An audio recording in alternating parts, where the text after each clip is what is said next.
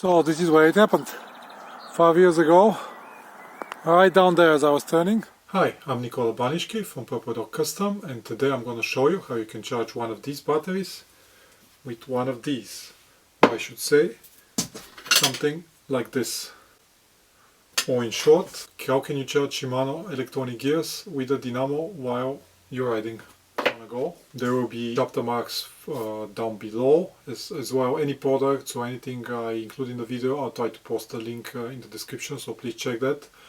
Or if I miss something, please post a comment and I'll try to get back to you as soon as possible. So first of a disclaimer, none of this is supported by Shimano in any way, shape or form, so you do this at your own risk.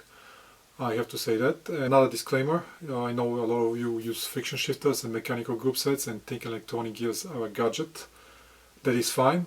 With this video I want to show how you can get even more out of electronic gear. Background, how did I get into making this? And I'm going to be 100% honest, I really thought electronic gears were a gadget.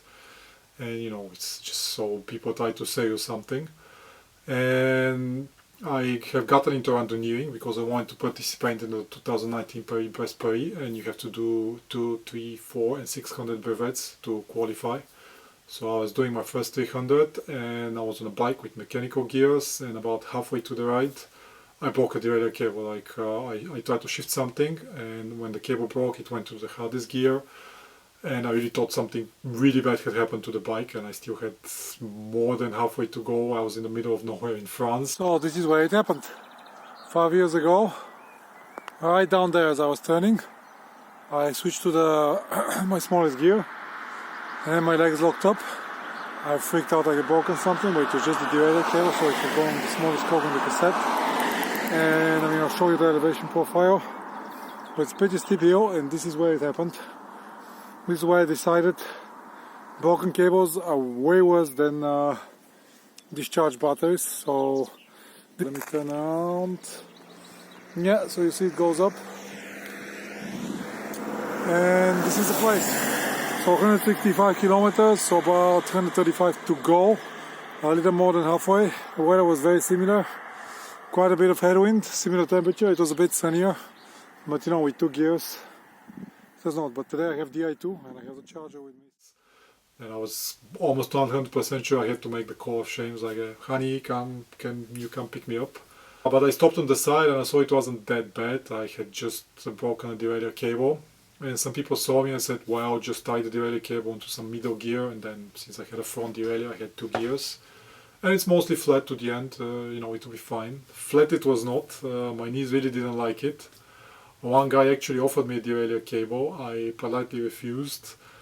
And this was a good decision, because when I fixed it afterwards, I mean, it had exploded into small steel wires, and to even get to there you had to use a very small screwdriver, and I was already quite tired, so doing this on the side of the road would not have been very easy. And I was riding, it was a nice day, you know, I was slogging along and I could see people in their gardens, you know, just watering the flowers and all that, and then in my head it was like, they all have a charger. None of them probably have a derailleur cable, but they all have some kind of charger. This is what you need to charge a Shimano system. While a derailleur cable you need a bike shop and or some kind of specialized tool. So from this day on I was convinced that electronic gears are the way forward, especially for ultra distance. But one problem still remained, and this is batteries, and batteries do go flat. So, especially over long distances, again in the middle of nowhere or France or wherever, this can be a problem. But a lot of bikes have Dynamos, one of these to run lights, because you know you ride in all conditions, to run like lights with LEDs and all that. They have transformed that. I didn't know a single thing about electronics, but I decided, well, how difficult can it be? And I decided to solve this problem, basically use the Dynamo to charge the gear so you don't have to have this problem, and remove one of the biggest disadvantages of electronic systems. It took me about 4 years, so 4 years later the product is finally there. It is right here. Get closer to this, I'll flip the camera. But until that part, a bit of a background. So what are Dynamos? Dynamos are also known as generators. They look like this usually. I mean, back in the day they were bottle. I'm gonna just show you this one because it's a lot easier to show than the wheel. So Dynamos, they work like generators. I mean, they spin. I mean, you ride and it spins. It's laced to your wheel. And just like generators that power everything here in the shop, they work in the same principle. Obviously, they're a lot less powerful, but like I said, people use them to run lights. And since we have a lot more devices with us, like GPSs, smartphones, or smartphone used as a GPS and all that, we use the power from the Dynamo to charge. So this is another solution I make. It's called a companion that has a USB charger. So you can use the Dynamo power to charge various devices and have lights as well. I'm gonna cover Dynamos in such great detail. I'll probably have a separate video because this is really not beyond the scope of what I'm gonna show you today. So with Dynamos out of the way, what are electronic gears? Obviously, if you have come across this video, most likely you know what they are, but just so we're on the same page, I'm gonna just do some brief introductions. So this is a mechanical derailleur. I mean, bicycle and gears, it's quite a long story, but the way it is, it's basically, I'm simplifying here, with the same effort you kind of go faster or slower to match your conditions if you're going up a hill, down a hill with a tailwind, etc. And for the longest time it required some kind of actuation. Well, nowadays most things use cable. So you have your cassette here, and then with the cable you pull it and you shift over the cassette. Obviously, as electronics are a bigger part of our life, I mean, we have supercomputers in our pockets. I think in 2009, Shimano, basically what they did is got rid of the cables and put an electric motor in the derailleur. This is Shimano GRX 11 speed. And then it receives signals, and then the electric motor actuates the derailleur. Again, there's different systems. I think Shimano, well, Mavic actually was the first, as far as I know. Again, I could be wrong, but Shimano is the first one that made it commercially successful. So with this out of the way, when it comes to electronic gears, they, like anything, there's positives and negatives. So the positive is there's no adjustment, and shifting is pretty damn close. So once you set up the system, it shifts perfectly all the time, any conditions, and it's quite amazing. I mean, I've been using electronic gears for the good part of 5 years now, and sometimes I go back to a cable geared bike. It feels weird. And another thing, the shift effort is quite low. I mean, it's just like very small clicks because you're actuating electrical switches. You don't have to physically move cable, which if you ride like I do in all conditions, like in the winter, in the spring when it's cold, or actually if you do a lot of ultra distance riding, sometimes you get problems with your fingers, so they get numb, and it's very easy to shift electronic gears. Going from this, I used to do some time trials before, and when Shimano introduced the Di2 time trial group, I was extremely impressed, and this is it. What it means is you can put, since they're electrical switches, you can put them pretty much elsewhere. I mean, Shimano has quite some types of shifters, accessory shifters. Another advantage is that, at least for a normal bike, not any bike, you have semi-automatic shifting. So when you have a front derailleur and a rear derailleur, when you shift the front derailleur, you have to at the same time shift the rear. So this is kind of automated. It's called synchronized shift. On e-bikes, I have an e-bike, and with the hub gear, when it's all Shimano, it also shifts automatically. Basically, if you're going around town, this is incredible. Like stopping in traffic, when you stop at a traffic light, it puts you in an easier gear so you can start. And as you speed up, it shifts to the gears. As you slow down, it also shifts down. So I think this is pretty much covers most of the advantages. Obviously, there's more, but I think these are the most. And some on the negatives. The first one has always been price. I mean, the original Di2 was quite expensive. It was only in Dura-Ace. Obviously afterwards they released Tegra. Now there's Shimano 105, so makes rival. So prices have dropped down quite a bit. But again, this was never a budget option, so this is a bit of a problem. The second point is a bit of a hit or miss. Compatibility is actually much better within electronic group sets than it is with mechanical. And again, hear me out on this. If you look at per generation, for example, the Di2 ecosystem, it's amazing how many things you can do. I mean, I have 3 bikes plus an e-bike, and I have gravel, road, hydraulic, mechanical. I have gear hubs. I have a gear hub equipped bike with aero bars, and it all works, and I can exchange components just with changing a bunch of cables. You don't need to do anything, any kind of firmware updates and all that. It is quite amazing. Actually, last year, 2023, I participated in the Concours de Machine here in France, and my bike won second prize overall, and also a special prize because one of the conditions was to make a bike that is made for Paris-Brest, but not just.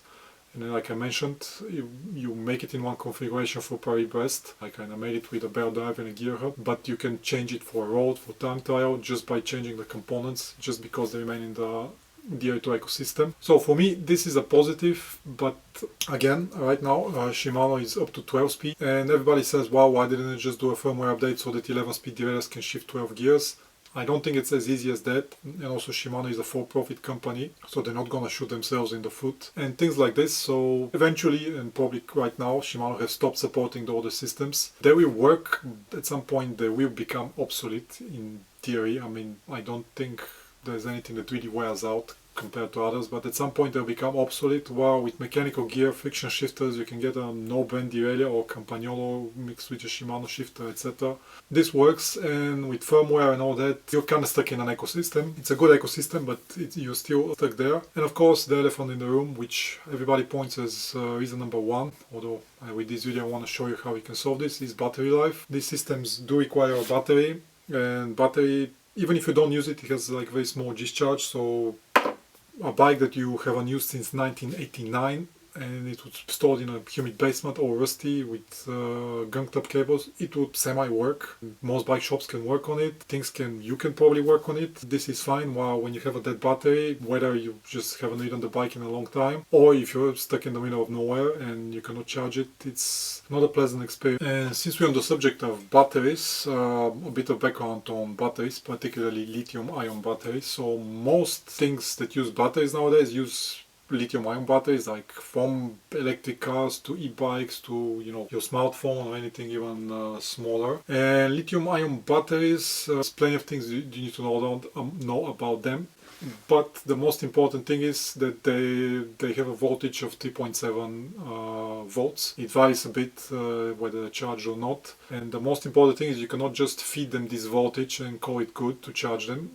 They're kind of like women. If you don't treat them right, they will explode or at the very least overheat and catch fire. Charging lithium-ion batteries is actually there's quite a specific protocol. I'm going to put a diagram, and again, you don't have to really understand this. The principle is that the more discharged the battery is, the more current you can push into it, and this is true to about 80%. From 80% it starts to taper off, because the more charged it is, the less current you can put, and that's how it works. So Shimano did not reinvent the wheel.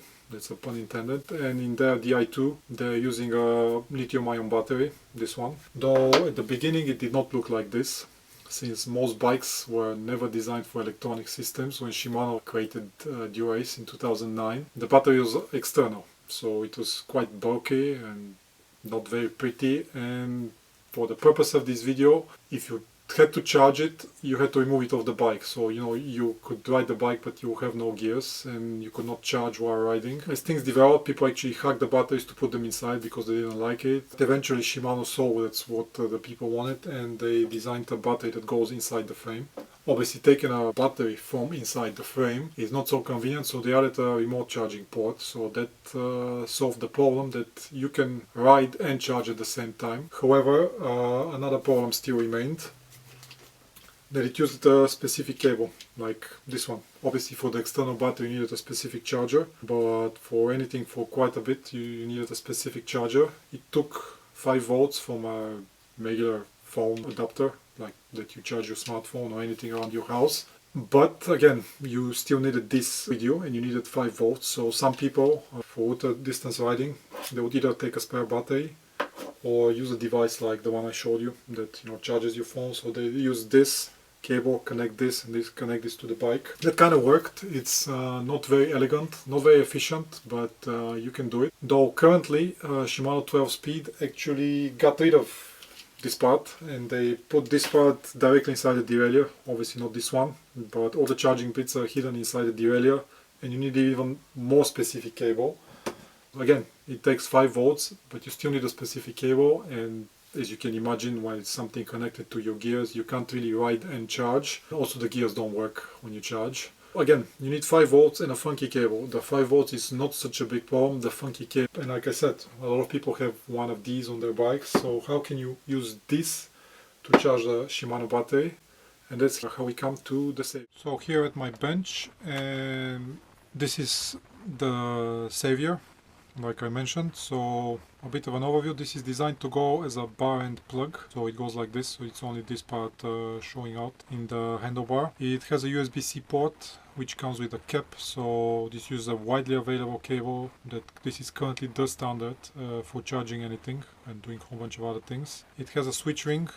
This is how you switch it on and off when it's on Dynamo, so the two dots need to be aligned. When you have both, like when you have like a charger or a power bank or whatever, and the Dynamo, the priority goes on Dynamo, and it reaches full power at about 12 kilometers an hour. Below that, it switches off automatically, so that way you make sure your charging is fine. If you go on the back, you have two cables. So this is the cable that uses the, let me show you like this. It's pretty much all devices that I make use this type of connection. So my light and charger, the companion here, as you can see, or Sarah, just the headlight. So everything is compatible with itself, and if you wanna run multiple devices together, I have a custom-made splitter by the same manufacturer. It goes like this. So when you get it in the box, there's two options. So either this cable or a regular coaxial cable. I mean, like this is made by Schmidt, the same company that makes the Dynamos. I mean, I would ideally want you to buy everything from me, but I realize people have had setups that they've paid and they've spent a lot of time on. So in case you want to use your existing setup, you have to use this cable, select it when you buy it, and then you figure out how you connect it to the rest of your system, keeping your lights and all that. Again, I can advise you, but that's why I use these connectors. So everything is compatible with itself. In any case, when you get it, you either get it with a single long cable that I just showed you, or with a female cable that goes in here. So this is the Saviour, and this goes to the rest of your system. Shimano Dynamos usually just require you to strip the wires like this. I mean, equal length. This is just for testing, so I don't get a short circuit anything. And then you fold this in the connector. Earlier Schmidt systems, or pretty much all Schmidt systems, come with spade connectors like this, and you connect them like this. They require soldering and crimping. Or in my opinion, which is a better system, is the Song coaxial. So it's a coaxial adapter. This attaches to where the spade connectors would go. This requires quite some skill to solder. I mean, depends what you want. I can solder what you need. This is a superior system because you can plug it in and out when you have to change a flat or remove the Dynamo wheel and all that. I mean, everything is in stock, and a bit of bonus. And as you can see, this one doesn't have any connection because it uses the fork. It's the Schmidt SL system. This is on the Lux SL. And it uses the fork as a contact. Again, this is custom, so we're talking about a niche product with a niche hidden in a corner, but I have to mention this. If you have any questions about the system, put a comment down below and I'll see if I can answer you. So as I was saying, you get it in the box. You either get it with this cable which you attach to it, or with the coaxial. No, the principle remains the same. So this goes to your Dynamo, and I'm going to remove it so it's a bit out of the way here. And the rest goes to your Di2 system. I mean, this is the SD50, so the older generation. I mean, I'll talk about it because so far I've only tested it with 11 speed. I'll talk about 12. You need to connect the rest of your system. The thing about Di2, like I've mentioned before, as long as it's connected together and it fits like in all the check boxes, you need this junction, etc., etc., it would function. So in this case, the best way is to have one of these. It's JC41, I think it's called. It's a junction box, so you plug it like this, then you get a Shimano cable and you plug the rest of your system. So in this case, I'm just going to use this to illustrate. So this, and I'm going to put the battery right there. This is just to illustrate. Obviously, your derailleurs and the rest of your system, every setup is unique. Let me flip the camera and show you the setup of today. I'm going to show you how it works with USB. So I'm going to show you this, and then like I mentioned, we're going to go out on the road and do the Dynamo part because in my shop it's not so convenient to ride a bike. So here it is. I've wired my bike. This is my randonneur bike, the one I'm gonna do the on-road test as well. So the way it is set up, so usually here, this part, the handlebars get connected to the rest of the bike. So either you have the Bluetooth junction or regular junction. In this case, I mean, like I mentioned, I just use this. So, you know, the front of the bike goes to the rear, one goes to the Bluetooth junction, and the other one goes to the charger. So we need the Bluetooth in order to see the battery life on my Garmin. This should go inside the handlebar, just like the junction box there. However, for this bike, for the purpose of this demonstration, I have not done it, but this is the bike that I mentioned that won the second place concours, the machine, and here is the prototype version of my charger already integrated into the bike. And again, Di2, Alpine Gear Hub.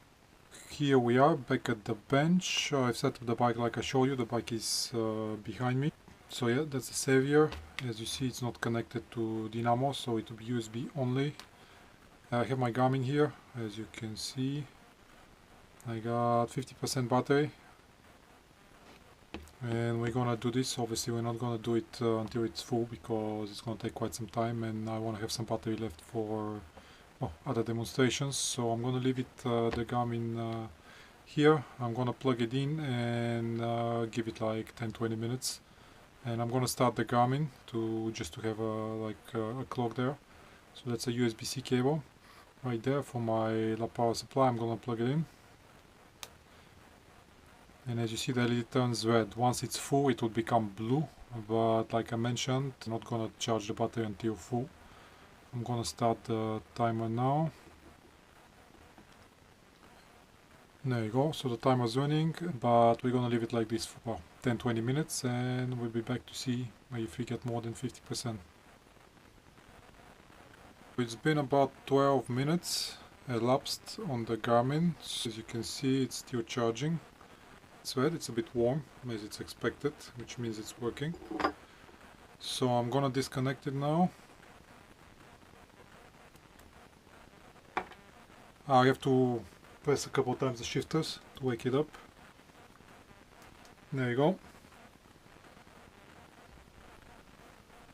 And as you can see now, 60%. So in about 12 minutes, well, the timer's still running, in about 12 minutes we got 10% of battery, which is pretty good. So that shows how the Saviour works when used with just a regular USB-C cable. And we'll go on the road and I'll show you how it works from Dynamo. Obviously I'll wire it up a bit differently. I'll connect this, but more details once I'm out on the road. See you out there. Good morning, so here we are. I'm going to show you the setup for testing the Di2 charger with the Dynamo. So here's the setup for today. Like the bike I mentioned, the one that I designed exclusively to have Di2 and to be charged. And to be very lightweight. I'll do a separate video on it. And one of the reasons why it's lightweight, it uses this small Dynamo, this Velogical. But since most of you don't have this, I mean, the Saviour works with all Dynamos, but I'm going to test it with what most of you have. I have Dynamo. This is a Son 28 Classic, which I had left around, laced in the same rim as the wheel set. And let's see, yeah, it is, well, let me turn around. So there's a cable, as you can see, running from the Dynamo all the way up in the bag and then in the charger. So there's the charger sitting on my handlebars. As you can see, the dots are aligned, so it is connecting dyno mode. There's a USB-C plug. I mean, it's not raining, but in case it's raining. Ideally, it would be in the bind of the handlebar, but I have not recabled the bike because, well, first of all, this is the production version, which is, depends when you watch this, it's currently being made. And also for me, it's way easier to build a new bike than to recable it. Like the effort would be the same, so depends when you're watching this. I mean, I might already have other projects in mind. 20 kilometers, nice round number, 40% Di2 battery, and we'll be going that way, which is mostly flat. And let me show you how it is wired to the Di2 system. Like I said, it can connect to any eTube port. So usually the front of the bike, so the front of the bike there is connected to the rear of the bike with either the Bluetooth junction or just a regular junction. So now I have the front of the bike wired to the Bluetooth junction. It goes into a 4-port, the charger goes into one, and then the rest of the bike goes into the other. So like I expect, the battery is quite discharged as far as the charger is concerned. I expect to get about 15%, so let's say 20. 10 for sure. I mean, depends when I run out of road that way. So see you in a bit. Well, here we are, I just stopped, so as you see my heart rate is still a bit high. 60%, so I rode about 7.8 kilometers. I mean, I'll check the GPS file to see how long it took me. Like I said, I mean, about 15 kilometers an hour, doesn't matter if you go fast or not. But as you can see, 20%, 7.85 kilometers. For my memories, 20%. I mean, here it's quite rolling. Let's see if you can see. Wow, here it's kind of flat, but in the area where I live, it's quite rolling, so you shift a lot. When you get tired, you shift a lot. When you have like a bag, etc., you shift a lot. But in my experience, when you do randonneuring, so when you get tired, you have some kind of luggage, you lose about 20 to 30% per 300 kilometers. So basically I just got myself 300 kilometers in 7.8 kilometers of riding. Yeah, I have nothing much to say. Basically it works. It worked with the Son hub. I mean, it should work with all hubs. I have not tested it with everything because there's plenty of them, but I mean, this is the one that most of you know. So yeah, I'm gonna finish my ride. I have an hour 20 to go back, and I'll do a recap of the whole thing when I'm back. So now that I showed you how it works, there's an issue, I should say, that I need to address because a lot of people ask me. And Brian Chapman, he makes quite some nice randonneuring bikes made by all those nice French randonneuring bikes of the French constructors. And he made well, actually two at the time of this video. And one of them was posted in this bicycle quarterly, number 61. So that's the bike. It's a light tourer. Dynamo to run the Di2, but it gets rid of the battery. So a lot of people ask me, well, Brian Chapman did it, why do you still have a battery? And the answer is that he used the very early Di2 system, the very first generation, and in this one the battery is just a dumb power source. It's just, as long as you get the correct voltage and amperage, it would work, and that's what he did. Actually, he kind of hacked it. I mean, I call it hack. Brian, if you're watching this, I mean nothing bad, but he used the Buschenmüller E-Werk, kind of tucked away, you know, a bit like with the cables all tied up, and set up to the correct voltage to run the Di2. So as long as you're moving the dynamo spinning, the bike works. Unfortunately, with the new systems, you can't do that because there's electronics inside the battery, and you need, like, it's like a puzzle, it's a Lego puzzle, the Di2 system, and you need this electronics in the puzzle, so it's not as simple. I mean, some people have cut away the batteries and all that, and they've used similar systems, but again, it's not so elegant. Buy the bicycle quarterly. Basically, if you're going to use the old 10-speed system, yes, you can do it, no problem. With the new one, it's not so easy, let's put it that way, and not so elegant. And the idea is, you know, you can always hack, zip tie and duct tape things, but we're trying to make things better. So I'll go ahead and be 100% honest. And this is a problem or an issue I have not been able to solve. While you're using the Saviour, like it's charging, you cannot shift gears. And obviously I know I have a huge conflict of interest here. Is it really a problem? And as you saw on my video, in 10 minutes, no. In 10-15 minutes you can get enough batteries to ride 300 kilometers, so it's not really a problem. Obviously it's a bit inconvenient, and it is how it is. Obviously I had to overcome a lot of issues with the system, and again, since Shimano, they don't have like a hotline like, hi, I hacked your system, can you tell me how I can do it? It simply doesn't work like this. So I have to be 100% honest, and while I have a conflict of interest, it's really not a problem. One other thing, how can I get it? Yes, you can order it directly from me, from my webshop, link in the description before, or custompurple.com/shop.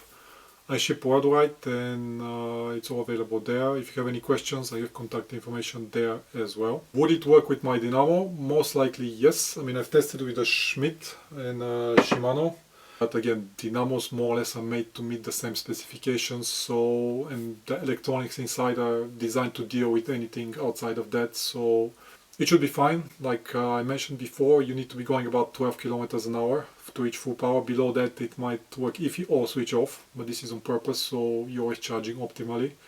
Because like I said, if you're going too slow and you're not charging and you don't have gears, it's simply inconvenient. And usually you need to shift gears when you're going slow, so that's kind of why I made it. So when you go slow, the charger's off, so you can use gears. Another question that I had is, since it tucks nicely into the bar end, like I said, and this is the same place where Shimano keeps their junction box. I've had a question: does this replace the Shimano junction box? And the question is no. Di2 is a puzzle. There's required components, and the junction box is one of the required components. And another question that I'm sure is going to come up: does it work with the most current 12-speed? And my answer is probably. This is a politician answer, but I have not tested it. Again, as far as principles goes, and I have heard that the batteries are the same. Don't have a 12-speed system with me. I have 3 bikes plus an e-bike. I considered buying a battery, but then I have no way to connect it to a system because 12 speeds it's its own ecosystem. Again, you know, one of the disadvantages of electronic gears. So I can measure the voltage, but I have no good way to show you in the video how it works. So if I can connect it to the diagnostic tool which I have, but again, it's not very convenient. If somebody wants to send me a 12-speed system to test, again, if I find it, I'll reimburse you, but I'll send it back to you. Or if somebody in France, in the Paris area, wants to stop by with a 12-speed bike, we can connect it and see how that goes. Should most likely work, but I have not tested it yet. Once I will, I will put it in the video. And another point which I find out kind of by experience is that the Saviour actually does not replace this completely, this is a charger, but you also use it to connect to your computer, so it does a bit more than charging.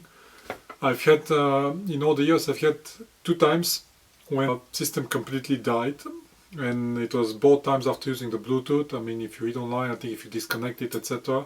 I did disconnect it, but the system was completely dead and the Saviour would not work, so you still needed this. The first time I just, I had to connect my bike. Second time I was traveling and a bike shop saved me. They just need to wake it up. I mean, you can charge it from there, but if it's like dead, I don't know why exactly, but it doesn't work. So this has its function. Like I said, in some very rare occasion when it completely dies, again, I'm almost 100% sure it's related to the Bluetooth module. Basically it stays on and drains the battery completely, like beyond what the normal charger can charge it. So you need this to wake up the system. First of all, thank you for watching this, and I'm gonna talk about future plans. I've already made 2 bikes, however, I'm actually working on something that's gonna be more integrated and fun.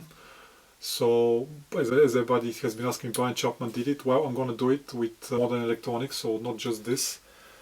And I know that probably you're going to say, oh well, I'm going to wait for this system and not buy this one. Well, you can't, because you have to buy a bike with it. I mean, it's going to be part of a bike and you won't be able to buy it separately. So yes, you can wait, but you have to buy a bike from me as well. So this is the future plan. Of course, subscribe. You will not be disappointed, because currently, and I'm pretty sure I'm correct on this, there's no other bike that is going to be like this, so you will not be disappointed. So please subscribe, like, push the bell for the notifications, and if you have any questions, just put them below and I'll try to answer as best as I can. Thank you for watching.